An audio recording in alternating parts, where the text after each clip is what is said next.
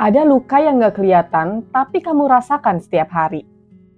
Luka yang muncul bukan karena fisikmu yang terluka, tapi karena kamu yang terlalu sering disakiti, dihianati, diremehkan, atau bahkan gak pernah dianggap cukup. Kamu tetap senyum, tetap hidup, tetap jalan, tapi jauh di dalam hati kamu tahu ada bagian dirimu yang sedang berjuang untuk kuat. Yang bikin berat itu bukan lukanya, tapi rasa sunyinya. Kamu nggak tahu kamu harus cerita ke siapa, dan kalaupun kamu mau cerita, kamu juga nggak tahu apakah dia benar-benar ngertiin kamu. Paling-paling juga dia cuma bilang, udahlah ikhlasin aja, jangan baper, jangan sensitif. Padahal kalau mereka ngerasain apa yang kamu rasain selama ini, mungkin mereka gak akan ngomong seperti itu. Luka mental itu nyata, tapi pelan-pelan bisa mengikis semangat hidup seseorang. Hai, aku Linda Herlina. Di channel ini aku gak cuma bahas tentang mental health, tapi juga bahas perjalanan hidup untuk menjadi manusia yang patah, jatuh, sembuh, dan bangkit kembali dan belajar lagi. Aku juga bukan orang yang paling kuat, tapi aku juga masih belajar, dan kalau kamu butuh teman perjalanan hidup kamu untuk menjadi lebih tenang lagi, jangan lupa untuk klik subscribe dan nyalakan tombol loncengnya biar kita bisa sharing bareng. Hari ini kita akan ngobrol tentang sesuatu yang sering banget diabaikan, luka yang gak berdarah, tapi itu yang paling menyakitkan. Masalah terbesar dari luka mental adalah gak ada yang ngeliat. Kalau kamu patah tulang, orang akan peduli. Kalau kamu demam, pasti orang bakalan nyuruh kamu istirahat. Tapi kalau kamu luka mental, orang-orang pasti akan bilang, kamu tuh lebay banget sih. Luka mental itu datangnya diam-diam. Kamu bisa tetap berjalan, kamu tetap bisa hidup, kamu tetap bisa kerja, kamu tetap bisa posting, dan kamu bisa tetap kelihatan baik-baik aja, padahal di dalam hati kamu sedang merasakan sesuatu. Kamu tiba-tiba merasakan kehilangan semangat hidup, ngerasa hampa tanpa alasan, overthinking sampai kamu gak bisa tidur, dan kalau kamu pengen cerita, kamu malah dibilangnya drama, dan kamu pura-pura kuat biar kamu gak ngerepotin siapa-siapa. Dan yang lebih parah, kamu sendiri mikir kalau kamu tuh nggak terluka. Kamu cuma mikir ada yang salah nih, tapi kamu juga nggak tahu apa yang kamu rasakan.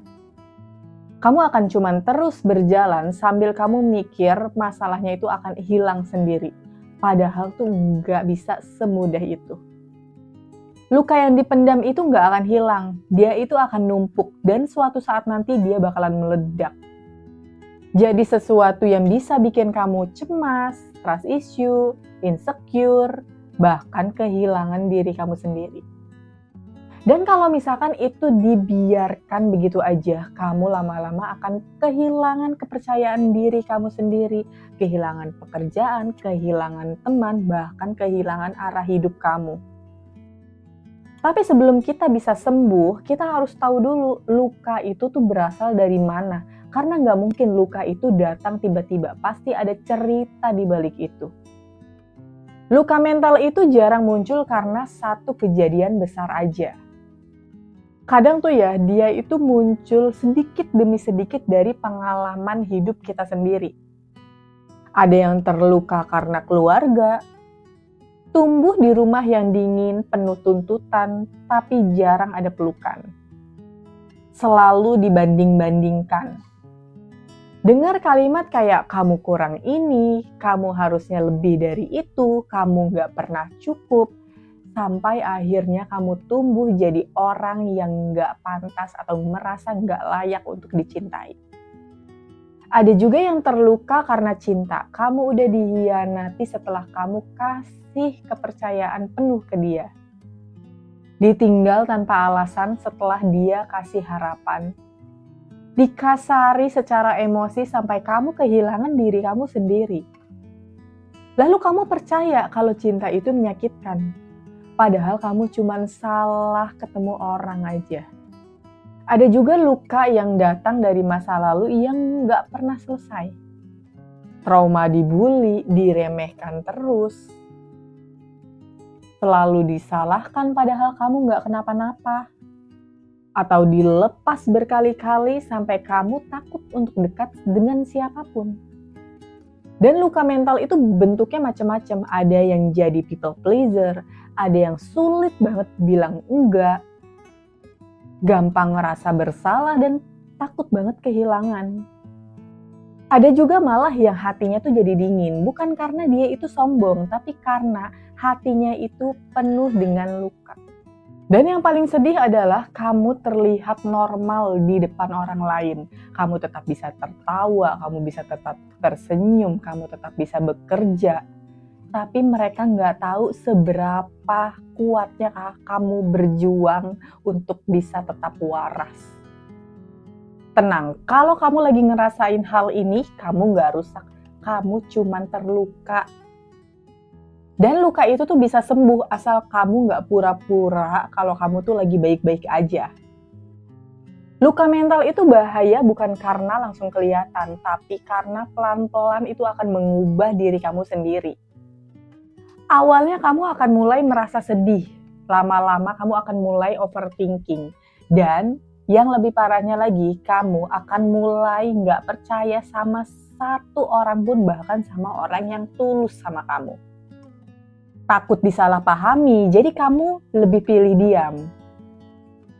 Susah bahagia karena hati kamu itu selalu waspada. Nggak bisa nerima diperlakukan baik karena kamu ngerasa kayak kamu tuh nggak layak. Senyum di depan orang, padahal kalau kamu lagi sendirian di kamar, hati kamu tuh hancur banget. Luka mental bikin hidup kamu jadi mode bertahan, bukan menikmati hidup. Kamu gak akan lagi percaya dengan kata-kata aman, bahkan di tempat yang aman sekalipun. Kamu akan selalu siap lari, siap kecewa, padahal gak ada juga yang ngejar kamu. Dan yang sering orang gak sadar, luka mental itu bisa bikin kamu jadi cemas berlebihan.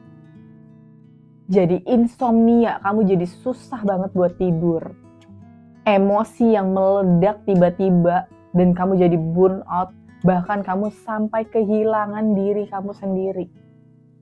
Tapi gini ya, luka mental itu bukan akhir dari cerita. Ini adalah titik di mana kamu bisa pulih. Bukan untuk menjadi diri kamu yang dulu, tapi untuk menjadi diri kamu dengan versi yang lebih kuat dan sadar dengan diri kamu sendiri. Kalau kamu lagi ngerasa hal kayak gini juga, coba kamu tulis di kolom komentar pengalaman hidup kamu biar kita bisa belajar bareng cara untuk menjadi pulih kembali. Dan jangan lupa untuk klik subscribe dan nyalakan tombol loncengnya biar kita bisa belajar bareng. Sampai jumpa di video aku selanjutnya.